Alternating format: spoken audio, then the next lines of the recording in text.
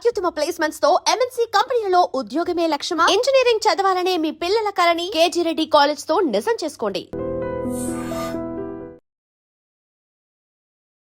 So అందుకే మీకు ప్రతిసారి మెజారిటీ పెరుగుతూ వచ్చింది. లాస్ట్ టైం వచ్చినప్పుడు 86,000 ప్లస్ వచ్చింది కదా. యా మళ్ళీ మనం కమింగ్ బ్యాక్ టు ఫిరాయింపులకు సంబంధించి చూస్తే సంజయ్ ఇప్పుడు నా దగ్గర నుంచి ఒక 5,000 వెళ్తోంది ఎవ్రీ మంత్ అన్నారు. ఇదే మాట ప్రతి ఒక్కరు చెప్పారు.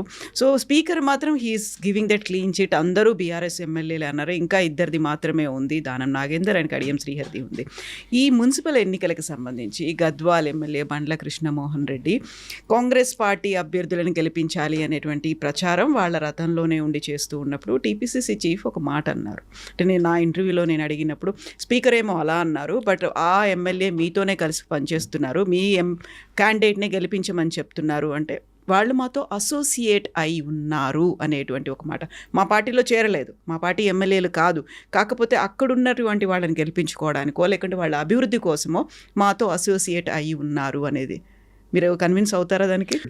పిసిసి అధ్యక్షుడు గారు అంటే మన మహేష్ కుమార్ గౌడ్ గారు గతంలో కూడా చాలా సందర్భాల్లో వాళ్ళు మా పార్టీలో చేరని చెప్పి అధికారికంగా చేరని చెప్పి అఫీషియల్ రికార్డ్స్ ఉన్నాయి. ఒకటి. రెండోది అసోసియేట్ అవి ఉండడం కూడా కోర్టులో తప్పకుండా వాళ్ళు అనర్హులుగా ప్రకటించబడేటువంటి పూర్తిగా ఆధారం అది. అది నాకు తెలిసి మాట్లాడిండా తెలుగు మాట్లాడిండో మహేష్ కుమార్ గారు దానికి సమానం చెప్పాల్సిన అవసరం ఉంటుంది. ఒకటి, ఇప్పుడు స్పీకర్ గారు acting as a tribunal chief. Speaker గారు when he comes to the tribunal ఆయన జడ్జి లాగా. దీంట్లో మొదటి నుంచి ఏంటంటే మేము చెప్తా ఉన్నాం, స్పీకర్ నిర్ణయంలో కోర్టులు జోక్యం చేసుకోరాదని చెప్పేసి రేవంత్ రెడ్డి గారు ముఖ్యమంత్రి గారు సభా సాక్షి అన్నాడు. కోర్టు ముట్టకాయలు వేసింది ఆయనకి. ఈ యొక్క జడ్జిమెంట్ని ఏదైతే ఇప్పుడు తీర్పు 8 మంది ఎమ్మెల్యేలు బీఆర్ఎస్ పార్టీలో ఉన్నారు, అర్హులుగా అంటే అనర్హులుగా ప్రకటించబడరు వాళ్ళకి, ఎందుకంటే పార్టీ మారలేదని చెప్పింది కదా. జడ్జిమెంట్ ఓకే, ఆ జడ్జిమెంట్ ఏదైనా సరే నువ్వు ఏం తీసుకోడు తొందరగా తీసుకోమని చెప్పేసి మేము వాటిపై ప్రెజర్ పెంచినాం. మాకు తెలుసు ఎందుకని ఎట్లయినా ఆయన స్పీకర్ నిర్ణయం తీసుకోలేడు, ముఖ్యమంత్రి గారి యొక్క ప్రెజర్లో ఉంటాడు కాబట్టి ఆయన తప్పకుండా ఆయన చేయలేడు కాబట్టి తెలుసు మాకు అందరు కదా, ఓపెన్ సీక్రెట్ అది. కానీ ఆ decision can be reviewed in the courts. మళ్ళీ వెళ్తారా? పోతానికే కదా మాకు ఇక్కడ అవుతుందని మేము అప్పుడు అనుకోలేదు. మేము తప్పకుండా ఈ నిర్ణయం ప్రకటించడానికే కాలయాపన చేస్తూ ఉన్నారు, చేస్తూనే ఉన్నారు. ఇంకా కూడా ఈరోజు 6th, ఈరోజు కంటెంప్ట్ ఉంది కోర్టులో, సుప్రీంకోర్టులో 6th లోపల చేయమని చెప్పి ఇస్తే కూడా మళ్ళీ కూడా ఇప్పుడు కూడా నేను కడియం శ్రీహరి అంటే పిటిషనర్ నేనే, దాన్ని మళ్ళీ పోస్ట్పోన్ చేసినారు కావాలని చెప్పేసి. దానం నాగేందర్ గారిది, కడియం శ్రీహరిది. అంటే మేమంటే with in the limit 3 months లోపల August 1st ఇచ్చింది. 3 నెలల లోపల స్పీకర్ గారు ఈ 10 మంది సంబంధించిన నిర్ణయం తీసుకోవాలి.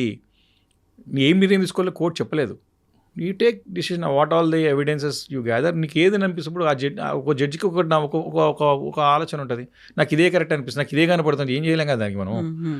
హైయర్ ఉంటాయి కదా మనకి, పైన కోర్ట్స్ ఉంటాయి కదా. కాబట్టి ఆ 3 నెలలు చేయకుండా పోస్ట్పోన్ చేసుకుంటూ 6 నెలలు దాటేసింది ఇప్పటికి కూడా. కాబట్టి మహేష్ కుమార్ గౌడ్ గారికి తెలియాల్సిన విషయం ఏంటంటే కోర్టులు చాలా స్పష్టంగా గతంలో జడ్జిమెంట్స్ ఉన్నాయి. ఈ 10 మంది ఎమ్మెల్యేలని ఏమైపోయిందంటే పచ్చి బట్టబట్టి ఏమంటారు గొంతు పోసినాడు రేవంత్ రెడ్డి గారు, నమ్మించి నేను చూసుకుంటలే మీకు అని చెప్పేసి. బయటకు వచ్చే అయితే పోయిన అయితే 5 వస్తుంది పోతుంది మనకేమైనా బయటకు వెళ్ళిపోయాను. వీళ్ళు 10 మంది తెలియదు పాపం అది. కాబట్టి ఖచ్చితంగా ఈ కోర్టులలో వీళ్ళందరూ కూడా అనర్హులు ప్రకటించబడతారు. అడవ్ ఎవిడెన్స్ ఉన్నాయి కదా, అన్ని ప్రూఫ్స్ ఉన్నాయి, ఆధారాలు ఉన్నాయి. విషయం ఏంటంటే వాళ్ళకు విపత్కమైన పరిస్థితి అంటే పార్టీ మారి కూడా మేము మారలే అని చెప్పేసి ప్రజల్లో తిరుగుతామంటే వాళ్ళకు జోకర్లకు అయిపోయిన రోజు పరిస్థితి చాలా ఘోరమైపోయింది వాళ్ళది. ప్రజా కోర్టులు ఎంతోమంది చెప్పినట్టు వీరు ఆశపడుతుంది పీపుల్ మనం సమానం చెప్పుకోవాల్సిన సమయం ఉంటుంది ఎప్పుడు ఒకసారి. వాళ్ళు ఇప్పుడు ఏం సమానం చెప్తారు ప్రజల్లో? కాంగ్రెస్ పార్టీ అని చెప్తాడా, నేను బీఆర్ఎస్ పార్టీ అని చెప్తాడా, ఏమని చెప్పుకుంటాడు? కాబట్టి ఈ యొక్క పార్టీ ఫిరాయింపుల యొక్క అంశం తప్పకుండా న్యాయస్థానంలో ఒక జడ్జిమెంట్ రాబోతున్నది, వస్తుంది. గతంలో కూడా మహారాష్ట్రలో వచ్చింది, గతంలో హిమాచల్ ప్రదేశ్లో కూడా ఒకటి వచ్చింది అనుకుంటాను. మన రీసెంట్గా వెస్ట్ బెంగాల్లో కూడా వచ్చింది ఒకటి, హైకోర్టులో వచ్చింది, సుప్రీంకోర్టులో ఛాలెంజ్, సుప్రీంకోర్టులో వచ్చేస్తుంది అది. కాబట్టి కొంచెం ఎప్పుడు రేపా ఎల్లుండి అనేది ఎప్పుడు అనేది కొంచెం క్లారిటీ రావాలి. బట్ మోస్ట్ ప్రాబ్లీ ఈ ఇయర్ 2026లో ఈ సబ్జెక్ట్కి 26 కూడా పడకుండా వచ్చినారు కాబట్టి ఇంకా 6 monthsలో ఫుల్ స్టాప్ పడిపోతుంది. They are very serious. Supreme court is very serious about the subject. రాజకీయంగా బోల్డ్ అంతా అంటే పార్టీ ఫిరాయింపులు అంటే ఐరానికల్లీ అంటారా ఏంటి అనేది మీ మీద కూడా విపరీతమైనటువంటి అంటే మీరే పార్టీ మారి వచ్చిండ్రు, అలాంటి వాళ్ళు మీరే వన్ ఆఫ్ ద పిటిషనర్ అయ్యిండ్రు, ఎట్లా కుదురుతుంది అసలు? గతంలో బీఆర్ఎస్ తీసుకోలేదా? అసలు వాళ్ళకి ప్రతిపక్ష హోదా కూడా లేకుండా చేసింది, అక్కడ ఆఫీసులు లేకుండా చేసింది. ఎంతమంది కాంగ్రెస్ ఎమ్మెల్యేలను తీసుకున్నారు అనే మాట? మంచి ప్రశ్న ఇది, క్లారిటీ రావాలి. పార్టీ మారినాక నేను మారినా అని చెప్పుకోవాలి కదా. నేను ఆ రోజు తెలుగుదేశంలో గెలిచిన ఆ రోజు ప్రత్యేకమైన పరిస్థితులు, సార్ ఇట్లుంది, మేము పరిమితం పోవాల్సి వస్తుందని చెప్పినాం. మేము బీఆర్ఎస్ పార్టీని చెప్పుకున్నాం, మరి కానీ బీఆర్ఎస్ పార్టీలో వచ్చిన ఇంకా తెలుగుదేశం పార్టీని చెప్పలే కదా. నువ్వు బీఆర్ఎస్ పార్టీలో గెలిచి కాంగ్రెస్ పార్టీలో చేరి నువ్వు కాంగ్రెస్ పార్టీ చేరినని చెప్పుకోవడానికి భయం ఎందుకు మరి నీకు? నేను ఇంకా బీఆర్ఎస్లో ఉండడం అనేది నేను దట్స్ వేర్ ది పాయింట్. నువ్వు ఇంకా నువ్వు బీఆర్ఎస్ పార్టీలో చెప్పుకోవడమే ఆశ్చర్యం కలుగుతుంది అంటారు నేను. కాబట్టి నిజంగానే ఆ రోజు ఛాలెంజ్ చేసేది ఉండే, కాంగ్రెస్ పార్టీ ఫైట్ చేసేది ఉండే. ఆ రోజు మీకు దమ్ము లేకపోతే ఏం చేస్తాం?